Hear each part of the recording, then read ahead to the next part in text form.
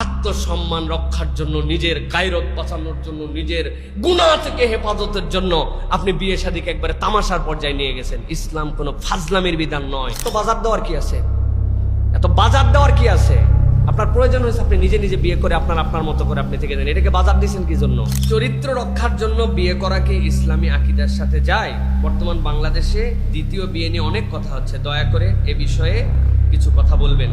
প্রিয় ভাইয়েরা, প্রথম যে বিষয় হচ্ছে যে দ্বিতীয় বিয়ের ক্ষেত্রে আপনাকে একটা বিষয় সবসময় মনে রাখতে হবে।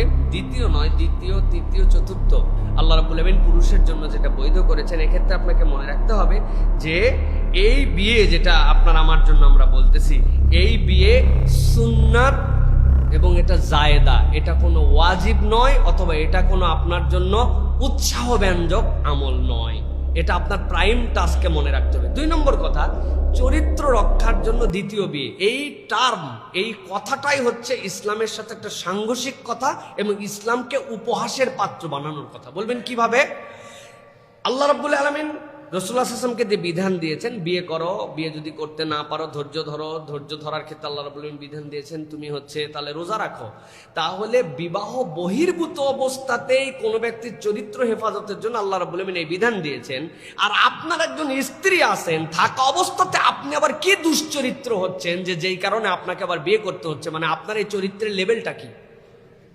আপনার এই চরিত্রের লেভেলটা কি? আপনি এই মাত্রাটা দ্বারা কি বুঝাতে চাচ্ছেন?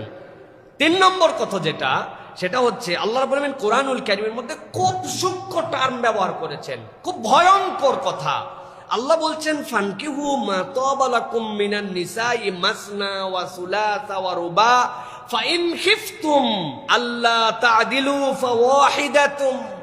আল্লাহ রাব্বুল আলামিন বলছেন ফাওয়াহিদা, আল্লাহ বলছেন তোমার জন্য বৈধতা দিলাম 2, 3, 4, কিন্তু আমি বললাম তুমি যদি আদালত কায়েম করতে না পারো তাহলে 1-এর উপরেই তোমার থাকতে হবে। তাহলে 3-এর জায়েজের পরে হুকুম 1-এর উপরে।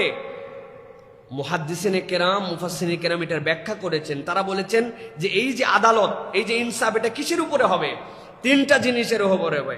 1 নম্বর হচ্ছে ভরণ পোষণ, সময়, ভালোবাসার সমতা, ন্যায় বিচার। আপনি যদি এইগুলি ব্যালেন্স করতে না পারেন তাহলে আপনার জন্য এই বিয়ে করা হারাম হয়ে যাবে। এখন আমরা দেখতে পাই উন্মাদের মতো কথাবার্তা।